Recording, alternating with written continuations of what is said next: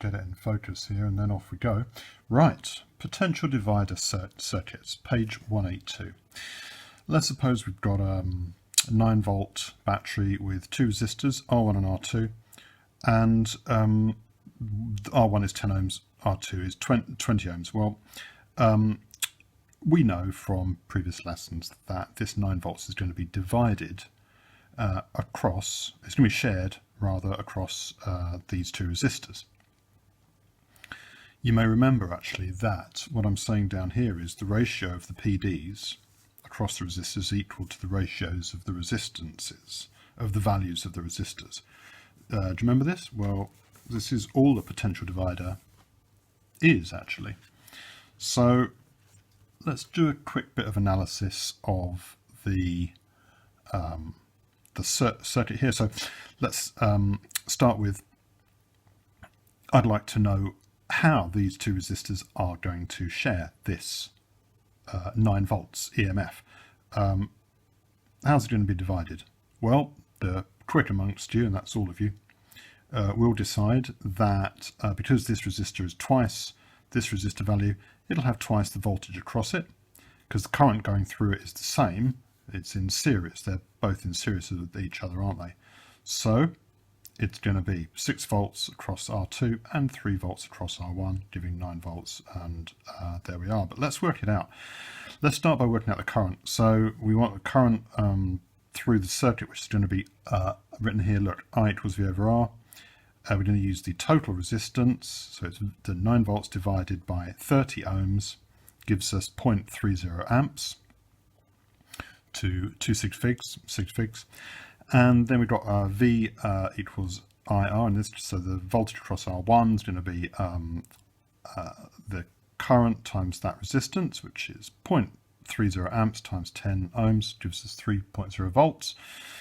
And then across R2, the same current in series, 0.30 amps times 20 ohms gives us 6 volts across there. There you go, look, 6.0 volts, add them up, 9.0 volts equal to the EMF disco. Now,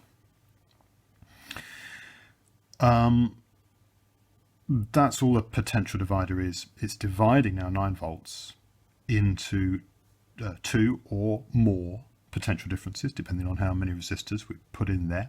And it's as the ratio of the resistances. The currents are the same through both resistors. You can write this as, look, I is V over R. It would be V across R1 divided by R1 equals the voltage across R2 divided by the value of R2. In this case, it is 3 amps, is it? No, look, here we are, 3 volts, we've worked out here, across divided by 10 ohms, equals 6 volts divided by 20 ohms. This is true because I equals V over R, and the current is the same through both resistors. It's in series. Okay, look, we can take this equation here and we can rejig it, rearrange it to get this expression VR1 over VR2 equals R1 over R2. Just multiply and divide, have a go at that. And this can be expressed as this beautiful expression, the ratio of the PDs, there they are, the ratio rather of the PDs equals the ratio of the resistances. It's a way of dividing the PD of the supply, or the EMF rather. You can redraw this circuit here as in a sort of a potential dividery way, which is which I've done here, haven't I? Look, there it is. So look, just turned the thing on its side. The resistor's now drawn vertically. There's your 9.0 volts potential up the top there and 0 volts potential down the bottom. This is our V in across these two inputs. And let's take our V out to be across R2, you see. Now we can connect something here. Suppose we'll go on to that in a minute, the suppose, but the beautiful equation here is the potential divider. Almost crossed it out, meant to underline it, equation. The V out equals R2 over R1 plus R2 multiplied by V in. In other words, how much voltage you get across this output, this R2, depends on the ratio of the value of R2 divided by the total resistance of R1 and R2 here, right? So it's what proportion of the total resistance is R2 multiplied by V in. Obviously, the more PD on the input, the more you get on the output, right?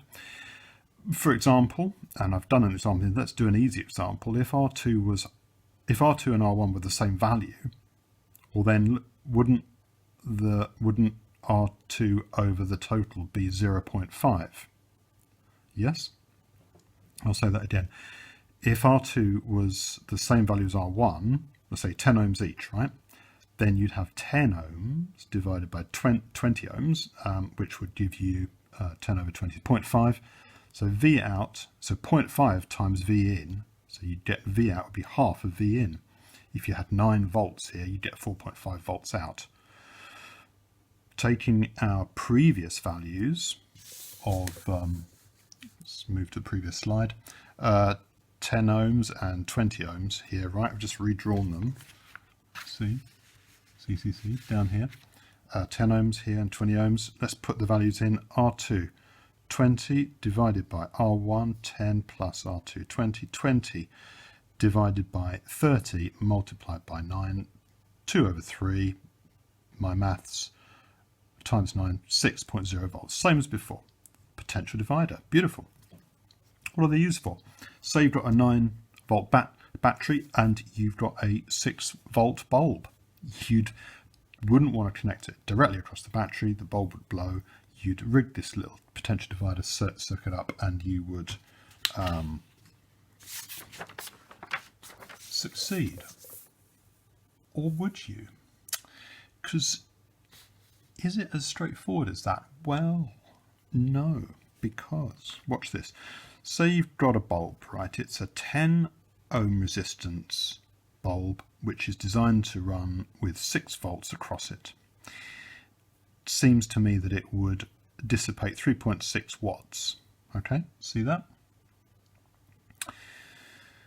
P is V squared over R, 6 squared, 36 over 10 ohms, 3.6 watts. Let's see if it works. We take our potential divider, we put our bulb across the output. There it is. Right, now, can you see? Let's cover this up for a minute. Is there a problem here? Yes. Because what have I done? I've put a 10 ohm bulb, it's a resistor that glows across this 20 ohm resistor. Uh-oh. Have I changed the total resistance of this bit of the circuit? Well, yes, I have. We've got 2 parallel resistors, right? You could stop the video here, of course. You stop the video at any point and work any of this out, but have a go at that if you don't want to. You're on holiday after all, can't blame me. So look, that 10 ohms stays the same, and you've got I've gone and changed this 20 ohm resistor to an equivalent 6.7 ohm resistor. Look, parallel rule, 1 over 20 plus 1 over 10, 3 over 20, flip it, 20 over 3, 6.7 ohms.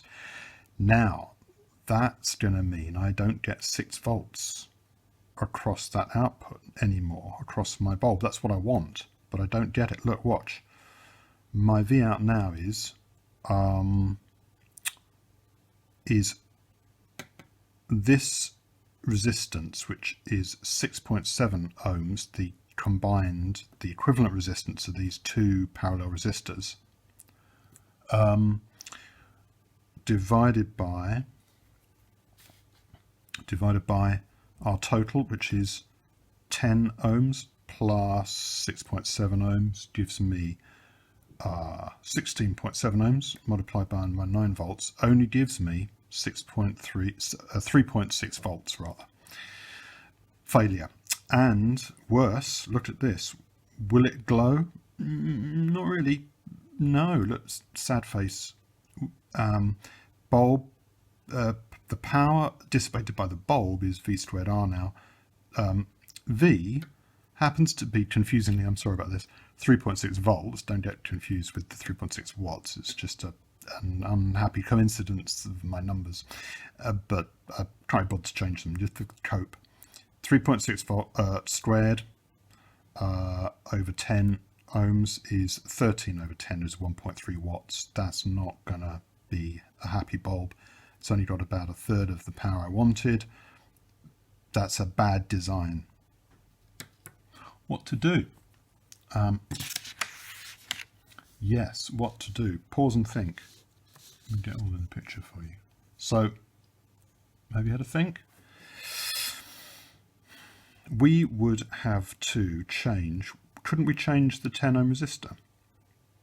You've got 6.7 ohms here and you want 2/3 of 9 volts across it. So what would you want? You'd want this resistor to be maybe 3.3 ohms.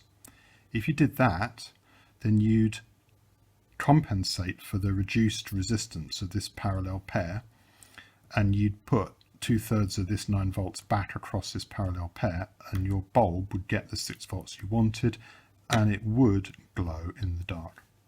That's my video. I was aiming for under 10 minutes, but I've missed it. So what I want you to do is now, having looked at that, you can look, if I just put this here for you, you have to go to this page, you have to read all of this here, right? And then, of course, you go and you look at, I've just gone through loading a potential divider, that idea of when you put something on the output, you have to take into account its resistance, which will change the way the voltages divide. And then, of course, you go and do these groovy summary questions here.